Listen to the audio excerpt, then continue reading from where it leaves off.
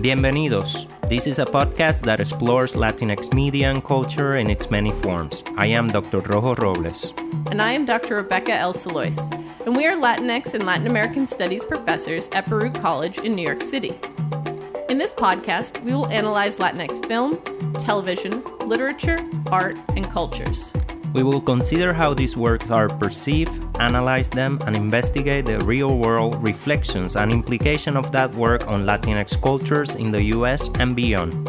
Welcome to Latinx Visions.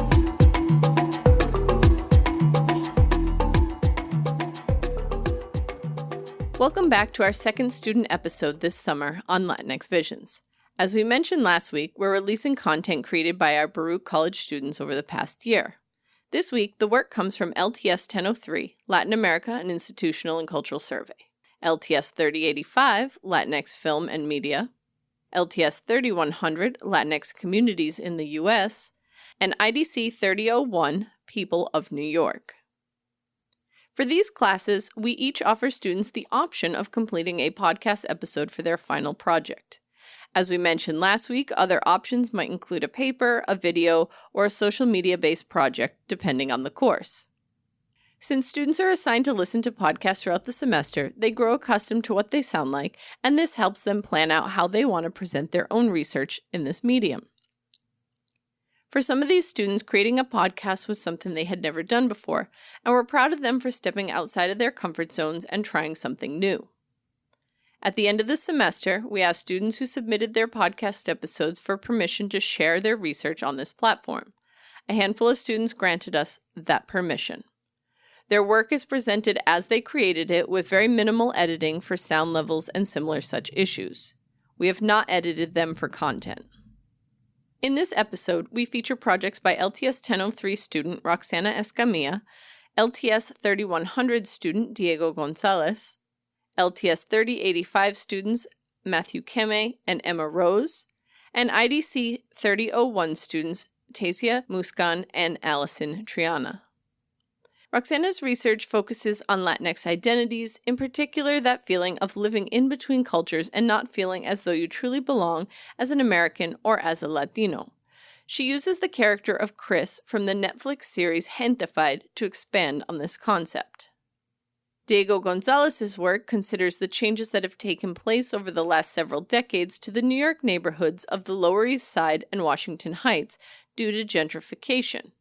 He uses The Obelisk of Loisaida by Marcos Gonzalez and The Ladder Up by Carina de Valle Schorske as a jumping-off point for his discussion.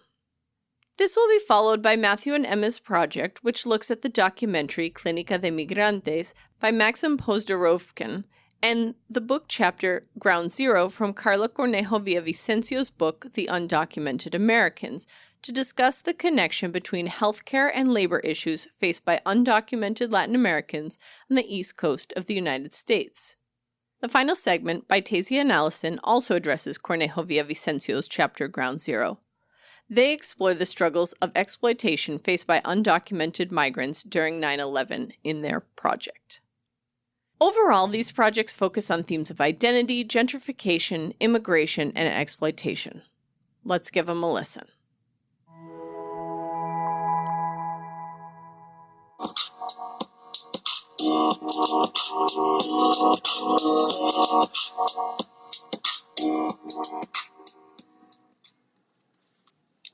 Do you ever wonder your identity when it comes to where do you belong in terms of your ethnicity?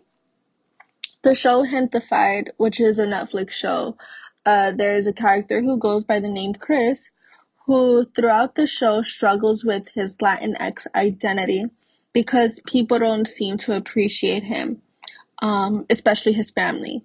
Not only do you see this in the show, but this is a topic that I feel isn't talked about within the Latin community. Chris struggles to find his identity within the Latinx community. You kind of see him like pushed away from his family and seen as if he's not important to the family because he did not grow up like the rest of his families did. His family, like his cousins, his grandfather, they all live in Boyle Heights. Meanwhile, although he was born in Boyle Heights, he as a young child, his parents moved to Idaho where he grew up, and people within the Latin community, they relate to this because then it's like, where do I balance the two cultures? Am I too American for my Latino family, or am I too Latino for my American friends or even relatives? A little bit about the show is that Gentefied takes place in Boyle Heights, Los Angeles, and it follows a Mexican American family as they're struggling to keep their family business, which is Mama Fina's, and they try to keep it alive because right now it's not doing so great because the neighborhood, Boyle Heights, it's getting gentrified and things are changing slowly and slowly. This family goes through struggles, but I mostly want to talk about Chris's struggles as he is an important character to the show because of his, I guess you would say, identity crisis. A few things that like I can mention about Chris not being wanted, or not being wanted, but put on side, or like just not seen as important. There's a scene in season 1, episode 3, that Chris is trying to help his grandfather's business by mentioning to him about some marketing techniques that they can use to like so that the business can survive. He mentions having like a social media account for the restaurant. He also talks about a loyalty program, which would kind of bring in customers, and also even try a new taco of the week. When he mentions this, his grandfather's like, yeah, do whatever you want. The grandfather is seen as if he doesn't really care for Chris's intentions when it comes to the family business, which Chris feels like he isn't really there. Like he is put on the side. Another thing is that Chris isn't being appreciated when he is trying to make a new taco recipe. There's the scene in also the same episode where Chris mentioned about making a chicken tikara masala taco. When he mentions that his other cousin Eric, who he doesn't really get along with, Chris doesn't like Eric and Eric doesn't like Chris. Eric mentions, can someone tell this widow you can't throw trash on a tortilla and call it a taco? Here Eric calls Chris widow, which is white, which is you're white as in like American, you're not Mexican. And he calls whatever Chris wants to make trash, which is like he doesn't really appreciate Chris trying to invent a new taco and basically making it more American than Mexican. Another scene in that same episode is that Chris works as I guess, assistant chef at a restaurant, and his co-workers, they kind of bully him and tell him like, oh, you're not Mexican enough. You're not Mexican at all. So Chris gets tired of that one day and was like, just test me then. If you don't think I'm Mexican enough, just test me. So his co-workers test him and they make him do all these things such as like dance to Mexican music, do soccer tricks. They also blindfold him and they make him taste tequila and he has to figure out what kind of tequila is it. They also blindfold him and they give him some candy to taste and he has to know what type of candy it is. They also tell him what are 5 Mexican states. They also tell him to name luchadores, which is like people who wrestle, but they wear masks so that their real identity isn't known. Things like that he has to know, and it's like a Mexican thing. But at the end, they give him a score, basically a pass and a fail. And if he passes, he's Mexican, and if he fails, he's not Mexican. So they tell him that they basically tell him, you failed, you're not Mexican. And then they laugh at that because then Chris is just in their eyes, Chris is not Mexican because he did not pass the test. They also kind of bully him after, and in Spanish it's quiere llorar, meaning he wants to cry, which is like, which makes obviously Chris feel bad. And if you say it to anyone, they're gonna feel bad about themselves. Um, that's right now. That's like what I see, that Chris isn't appreciated. He struggles with finding his identity because of his coworkers or especially his family. Another thing is that not only does the show talk about identity, but in real life, also, people struggle to find themselves. There's an article that I read that was written by Ramiro Valdez, and he says Wendy confesses that she has a bit of emotions of guilt for liking some aspects of American culture, like hip hop, more than Mexican, more than Mexican American culture. She confessed she would in the past much rather listen to hip hop than banda or norteña, which is a type of Mexican music. It also says now as she has grown older, she feels more inclined to go towards her Mexican culture. Wendy mentions guilt, and the guilt that she is talking about is that in this situation is that she does not identify with Mexican music. Rather, she preferred to listen to hip hop. The guilt comes from basically her denying her Mexican culture. There is no balance between her American culture and her Mexican culture. It's like she has to decide which one she is. Something about the show that I also want to mention is that Chris, since Chris was raised in Idaho, obviously he's gonna have more money than his family that grew up in Boyle Heights. And Chris does not want to take his father's money because he does not want to be seen as rich in his eyes, in his family's eyes that live in Boyle Heights. Chris does not want to be someone who has family when he is living in a neighborhood that is not rich at all. He wants to be like his cousins. He wants to live like his cousins.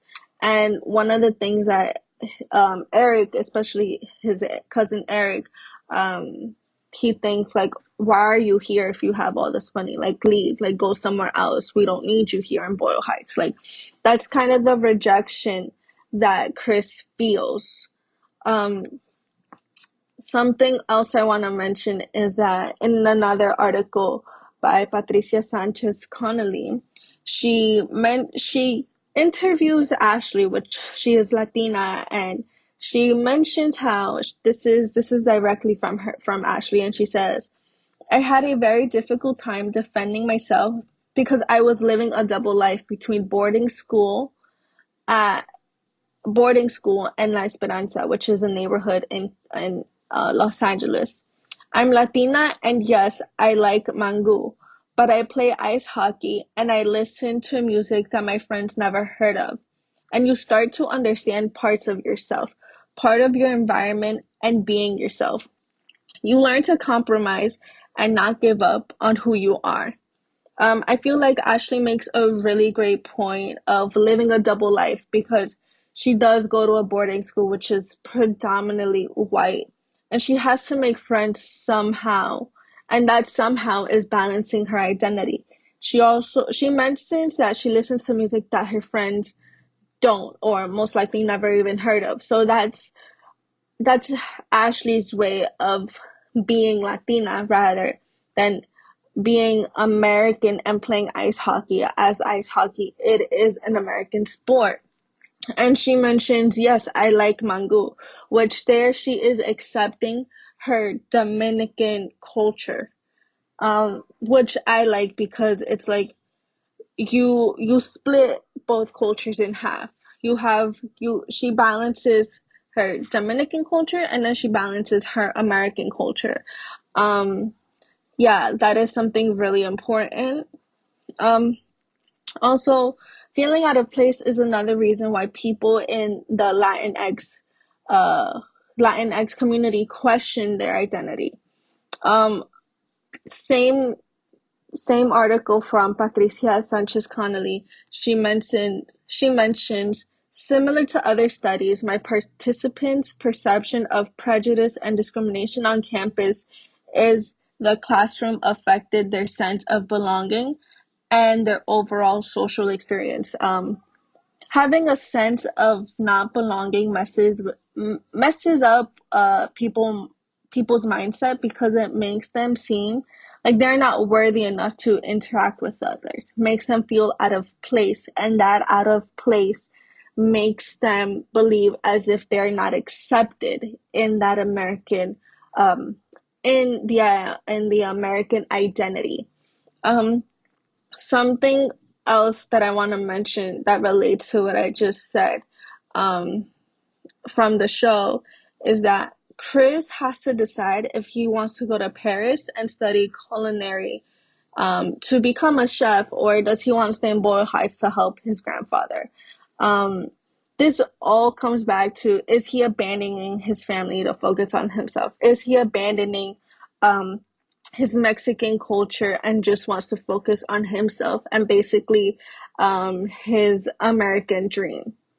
Um, Something else I want to mention from an article that Melissa Moreno wrote is that citizen surveillance entails negotiating one's national legal citizenship during moments in public when one is not identified as a normalized citizen of a nation or is challenged as not being a legitimate citizen that belongs in society. Um, this questions one's identity because a person can be a citizen of a different country, but the thing is that the person might not identify themselves with that country because they had to most likely leave that country at a young age and maybe don't remember their life in that country. But in the country where they live now is telling them that they're not from that country. So the question is, where do they belong? In a country that they don't remember, or in a country that they call home, but society tells them they don't belong there. Um, just to recap everything, Chris questions his identity within the Latinx community because he feels as if he's not important to his family. This leads to the question of where's the balance between being too Latino or being too American. Overall, people question their Latinx identity because they aren't appreciated. It makes them feel like they are lost. And it's okay to feel that way because sooner or later you will find something good about who you are and who you want to be. Um, Struggling with your own identity doesn't only happen within the Latinx community. It can happen to anyone, whether you come from a biracial family, you are adopted, and there is always someone out there in the world that struggles with their identity.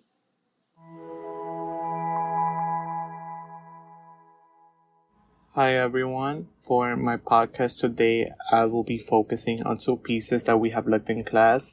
The Obelisk of Loisaida by Marcos Gonzalez, which focuses on the Lower East Side neighborhood and how it has changed. And Carina de Valle Schorske, The Ladder Up, focusing on the neighborhood of Washington Heights and the selling of her grandmother's apartment because of her health issues and them actually moving her out of the apartment. Now, both articles speak about how the neighborhoods once were back in the 1970s, 1980s, and how it currently is with all the changes being brought. One of the main reasons being gentrification. Now, something that both of the articles do is they focus on the violence that was present in the neighborhood once before. We see this through Gonzalez when he focuses on the work that Miguel Piñero, a poet, does on describing how the neighborhood was, and him not being able to identify with what the poet is describing because his neighborhood has changed so much and there's no longer that violence presence that once there back in the 1970s and 80s. And Carina del Valle also speaking about how people were leaving Washington Heights and Dominicans, and not only Dominicans, but other people that were drug dealers moving into the neighborhood to serve to people who were living in the suburbs and were passing by the neighborhood to sell them the drugs or other things that they needed, which caused a lot of violence again in both of these neighborhoods, with drugs, guns, and other factors being always constantly present in the neighborhood. Now, when speaking about the neighborhood, these neighborhoods are well diverse. There are different people who have moved into these neighborhoods, such as blacks migrating from the South, as also Latinx communities, especially Puerto Ricans, and them being able to move to the United States now as citizens. And there's also a strong presence of Asian communities, specifically in the Lower East Side. And a lot of people who back in the 1970s, 1980s, were able to celebrate the work and the diversity found within their neighborhoods, which created a sense of community that now, if you were to look into how it is now, there's not that strong presence that was once there before. Now, with that being said, there's not only through people having to move away from their neighborhood because of gentrification, but also looking into the people who were left there, especially looking into the Lower East Side. Through Gonzalez's work, we see that there's still people who are part of the neighborhood who used to be there back in the 1970s and the 1980s. But they no longer have that strong relationship with the area as they used to have once before, because they have been pushed down to the projects or to other apartments that no longer are full with the people who are part of their community. And even with people going back to Carina's work, we see that she mentions how now there's a lot of people, white people, who leave the train stations with her and get off in the same stop because they also are part of the neighborhood. They live in the neighborhood, which causes a lot of shifts in the demographics of the people who are now present in the neighborhood. And to continue, we see that it's through Gonzalez being able to speak to this old lady who was once part of the neighborhood and still is there, that he really gets a sense of how it used to be back in the 1970s and 1980s. And it's not only through her, but also with looking at Miguel Piñero's work and also Martin Wong, his partner's work and his paintings, is that he actually is able to see and hear the stories of how Loisaida was once were. And that being said, it is through the flag that he sees in this lady's apartment outside of the window that it kind of gives him a sense of home, since he's able to see that there's also somebody else in the neighborhood that is part of the community that he's from, which is from Puerto Rico.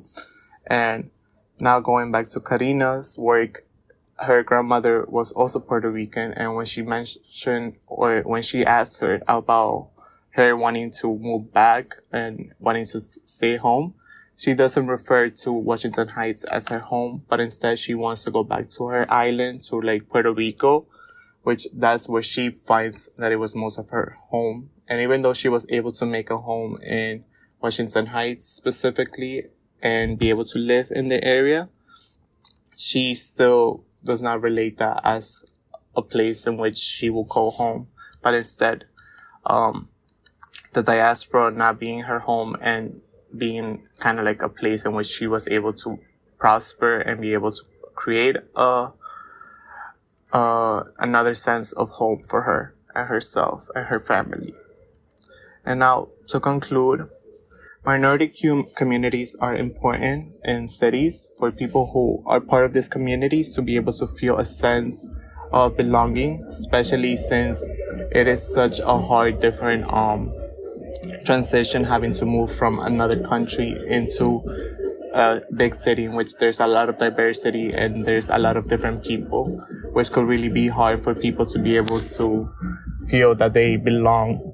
So it was through Loisaida, and also through Washington Heights, the minority communities like Dominicans, Puerto Ricans, Black people, Asian people, that they have been able to create a safe space and environment in which they feel comfortable enough to be able to represent where they're coming from. Since a lot of people don't really usually do that because of the fear of being discriminated, or not a lot of people being able to relate to the works or the traditions that they might have in their cultures. Now, even though it was not the safest place, and a lot of people were to consider these spaces dangerous, we see that today there's a bigger danger happening, which is gentrification coming into these neighborhoods and removing communities that were once present in New York City, and just bringing in wealthy middle-class white people to occupy this space. And it's only through stories that are told and people who communicate these stories that people get to know the history about what the neighborhood once used to look like and what it was once before. Now, I think if the communities like in Washington Heights looks into what happened in Loisaida and sees really that like gentrification could really have a huge impact on Washington Heights, I think it will be a good idea for the community to come together and to tell their stories and how it is for them living in the neighborhood.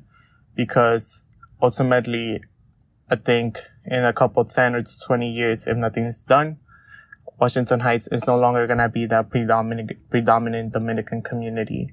And it will just be considered as the little Dominican Republic in Google, but that will be it. There will not be Dominicans present in the neighborhood as also other Latinx people, because there's no longer that community that made them feel comfortable enough for them to be able to prosper in the diaspora, because they're no longer surrounded by that. But overall, I think when the community comes together and looks beyond the differences that they might have with one another, they are able to come together and be able to create a good, strong community that could overcome any other obstacles that might come and impact them in a negative way and wanting to end them, which in reality, I think if we do have a strong sense of community, there would not be anything that could come and become an obstacle for us. And that is all. I hope you guys enjoyed these thoughts that were brought up and these points. And thank you for listening.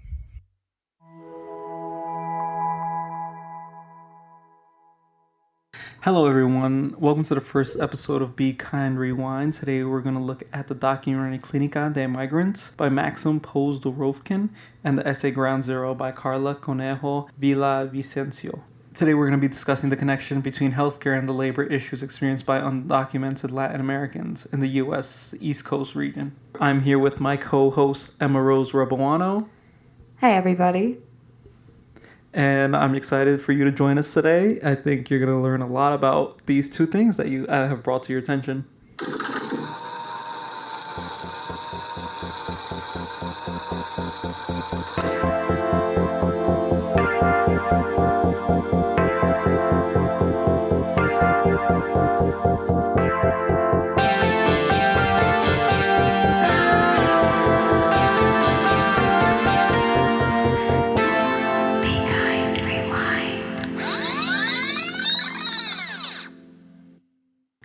So Matt, you mentioned that we were going to talk about a documentary. Can you tell me a little bit of what that's about?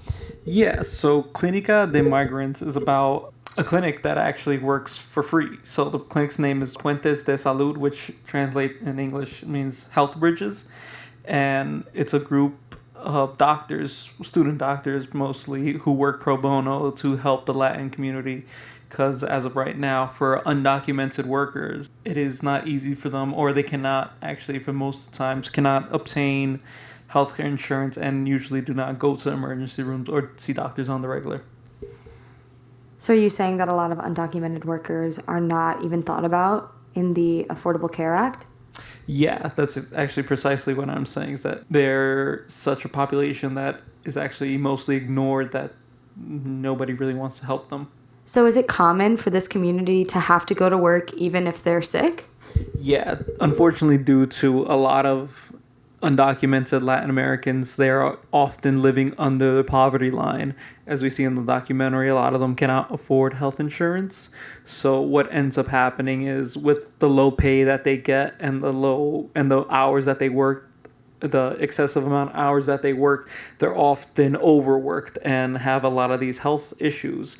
And due to that, they're kind of, with the low pay, they can't really afford going to the doctor. So they often have to skip buying medicine to provide for their family.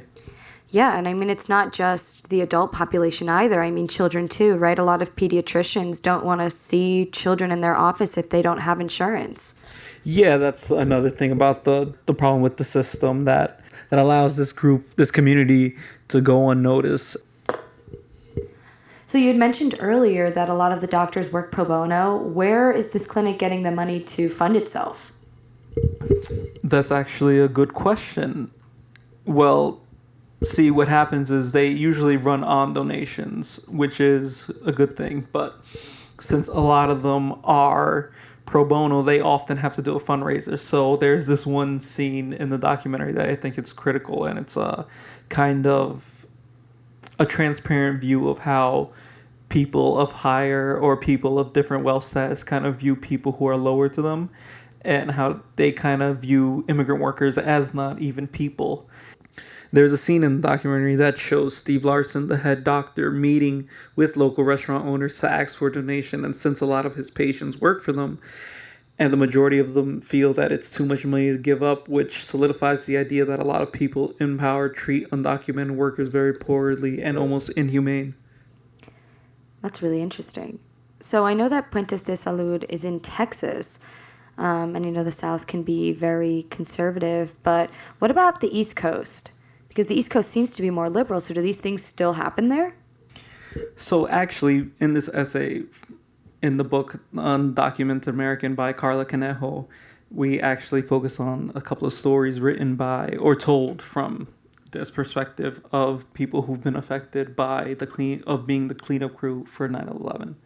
And what a lot of these stories happen to kind of evolve around is the idea of that during the attack of 9/11 and Ground Zero, when the Twin Towers fell, obviously besides the first responders being firefighters and policemen, the cleanup crew, which I didn't know until now, was a lot of undocumented Americans, mostly Latin Americans from either Mexico, Colombia, and either Central or in South America.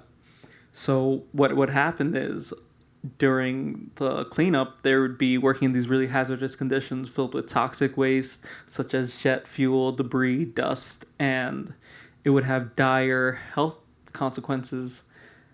And so a lot of these people develop these really hazardous health conditions, underlying conditions that kind of cause their lives to be in such shambles afterwards. So a lot of these undocumented workers develop a lot of respiratory illnesses, which cause them to have trouble breathing and to be sick and really kind of mess up their whole life.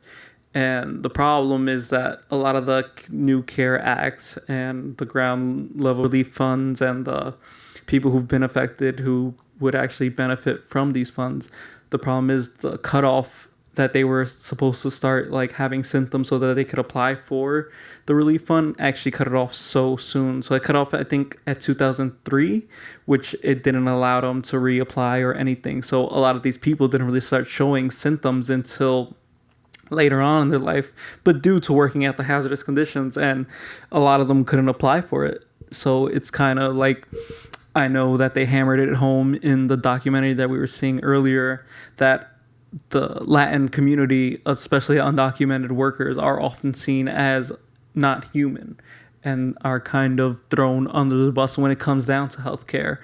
And it's just interesting to see that these people are kind of living with these health conditions and still going to work. I know in the documentary we see that woman who's having a really like severe back pain, and she starts crying because she's like, her sons are so proud of her that she keeps going to work. And in this book we kind of see that it's a very Latin thing to kind of pull yourself up by the bootstraps and kind of like ignore the pain and just keep working because you got to provide for your family. And I think that that's what's been this idea of kind of just ignoring the pain and just kind of waiting for the inevitable. And I think that hopefully with more, younger people stepping up, we can see hopefully a change in this system, and we can be a community of people that isn't ignored. And my co-host Emma is a student who studies economics, and she was telling me something very interesting about how undocumented workers affect the economy. Well, thanks for that, Matt. Yeah, so actually in one of my classes, Intermediate Macroeconomics, we were learning about how population growth can increase output, and we were learning about the loanable funds model. And in this model, it shows actually that immigrants are more entrepreneurial than domestic citizens, and 55% of the U.S.'s $1 billion firms are founded by immigrants. And so when we plug in a one-time increase in immigration, we actually find that technological advancement increases, and because of that innovation, the real rental price and the real wage increases, and so everybody is better off. Now, you would think with this information, things would be going a lot differently in the U.S. government. However, fiscal policymakers, politicians, Congress, they like to ignore this because they know that they'll get more of a vote if they totally ignore this policy and keep going on this rant that, immigrants are taking Americans' jobs and things like that. Where actually, if we look at the economic data in these growth models, we'd see the complete opposite, and that immigration is actually so wonderful. And I think in the documentary, they kind of talk on that, where he says that, with all of these jobs at the restaurants, with billionaires building their mansions in Texas, that they want more nannies, they want more cheap landscaping, and they're actually opening the doors for immigrant workers to come in. And I think that this is really an interesting connection to see how policymakers do it on purpose, even though the actual evidence is showing us that increasing immigration actually increases real GDP per person in the U.S. and increases income and output. Would you mind just explaining to me what GDP is? Yeah, of course I can. So real GDP is the real gross domestic product. And so that basically just shows us the value of every good and service produced in the economy in a given year. And so the real GDP per person is just the real GDP of the current economy divided by how many people there are in the U.S. What I thought was interesting when reading Ground Zero by Carla was what I was actually educated on was that besides the first responders, police and firemen, that undocumented workers were actually some of the people, and probably the majority of the people who cleaned up the September 11th attacks. And I think that it's a shame that we don't celebrate them more every year when we do our September 11th memorials. I think that should be more included, and I think that going forward, I'd like to find either way to educate people on that. And I hope and I pray that there are actually more clinics like Salud, Puentes de Salud, and I think learning about these two things and how they share a very similar connection rather than difference. I think that more people should be more aware of the history of the United States. Any final thoughts, Emma? Yeah, the last thing I want to say is that going off of what you had mentioned about being ill-educated, I really did not know a lot of these things were happening in the U.S. And when I did think about them, I thought they were much more centralized, like one specific location. But what I learned today is that this is happening everywhere in the U.S., East Coast, in Texas. I'm sure if we looked at the West Coast and the Midwest, we'd see the same thing.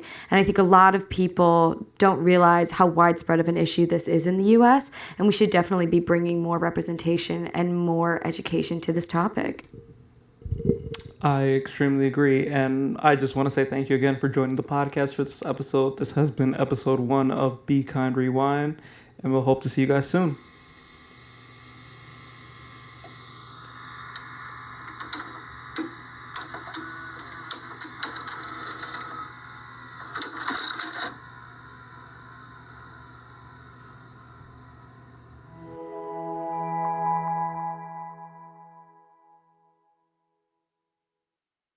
The first responders were firemen and EMT workers. The second responders were undocumented immigrants. Carla Cornejo Villavicencio writes this in her essay, The Undocumented Americans, which speaks on the struggles and exploitations of undocumented immigrants during 9/11.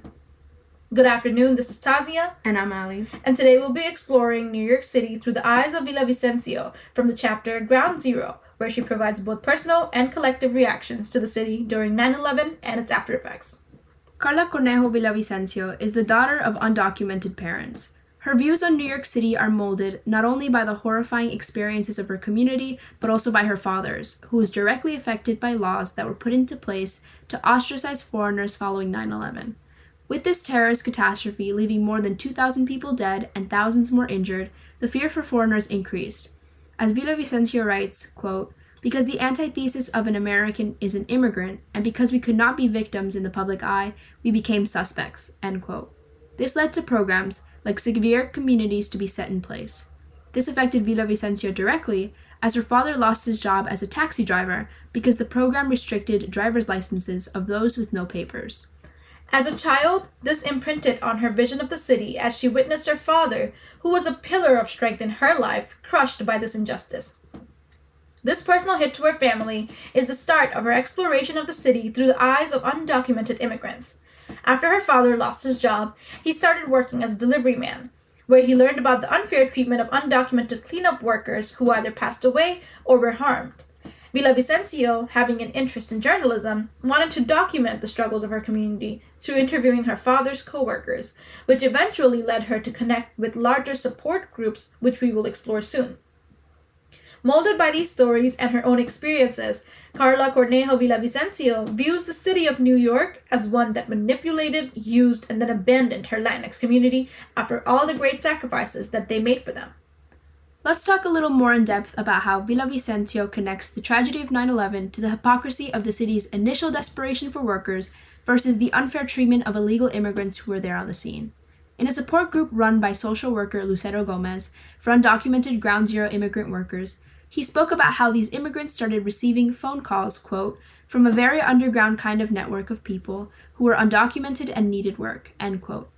Immigrants like Milton Vallejo, a member of Lucero's support group, were desperate for work and willing to help in whatever ways they could. Milton felt it was his quote-unquote duty to help with the cleanup.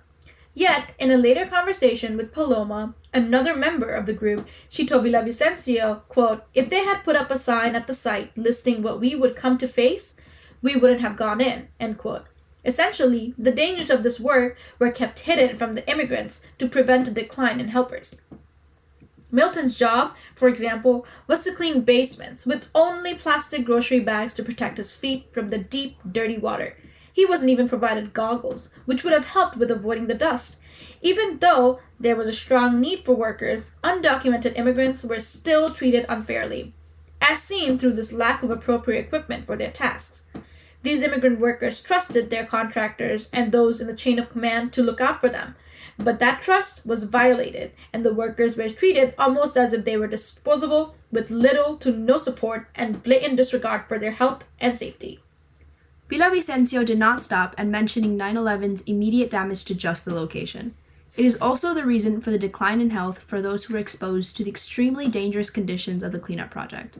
Reflecting back on the perspective of undocumented workers in the city, the entire city had, in a sense, abandoned these workers after initially accepting their service with open arms. Lucero's group is full of people who were left with gastritis, arthritis, PTSD, depression, and many other disorders. Paloma herself has developed breast cancer due to prolonged exposure to the toxins during her cleanup work, and she has yet to receive a compensation check from the government. This really speaks to the unreliability of New York City support for undocumented workers who sacrificed their health for the city.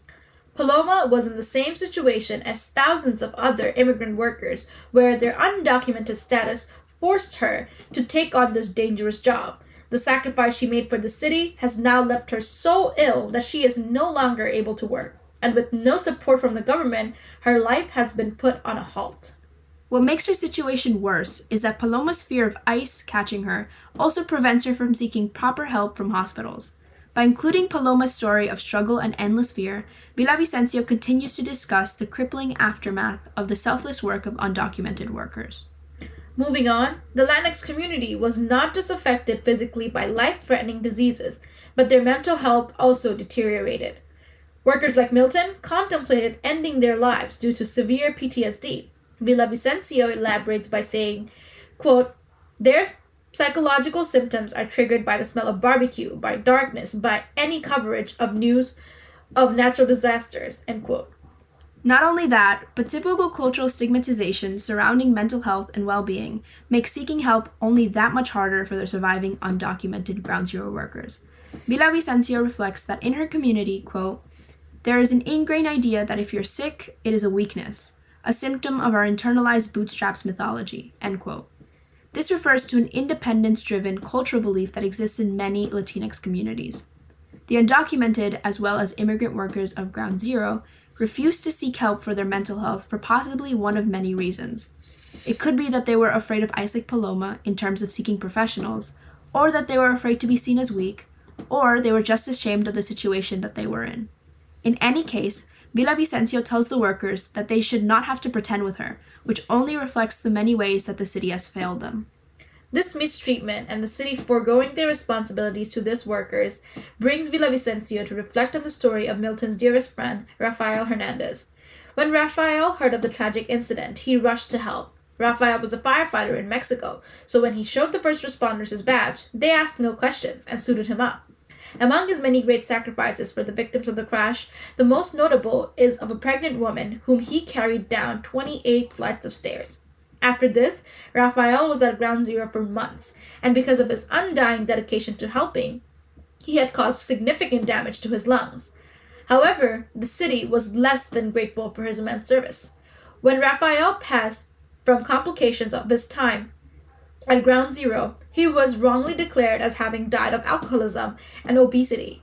To add to the disrespect, he was introduced on TV as Juan Hernandez, a stereotypical Mexican name. The author once again shows how the city openly accepted Rafael's help with the lack of respect for his Latinx community and with no accolades for his contribution. These experiences and stories shaped Villavicencio's perspective of the city as an exploiter of her community's service. Carla Cornejo Villavicencio's contempt with the way that New York City treated and continues to treat her community is apparent when she writes, quote, "No one will ever know you died, no one will ever know you lived," end quote. She's blunt with her words as she reflects on the countless number of undocumented workers who will continue to remain unknown despite their service, their effort, and their sacrifice. As a member of the Latinx community, I relate to this perspective on the city. I have oftentimes felt that my community is not credited for the contributions that we have made for the city, which feels like a never-ending cycle of disrespect. This work highlights the stories of those who have been overlooked in the conversation of 9/11, and it brings awareness and a new image towards the large undocumented population of New York.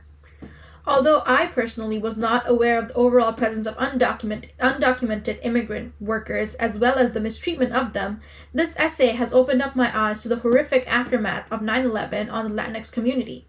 I related personally to Villavicencio's story of her father, as my own father had left the country after 9/11 to avoid the prejudice and discrimination against Muslims. My father recounted feeling the same sense of helplessness and despair. Overall, the essay provides introspection on the Latinx community, which is important and should be included in the discussion of 9/11. Villavicencio's views on the city as an abuser of her community and its abandonment of them after their service is an important part of the history of New York City and should not be overlooked. Thank you.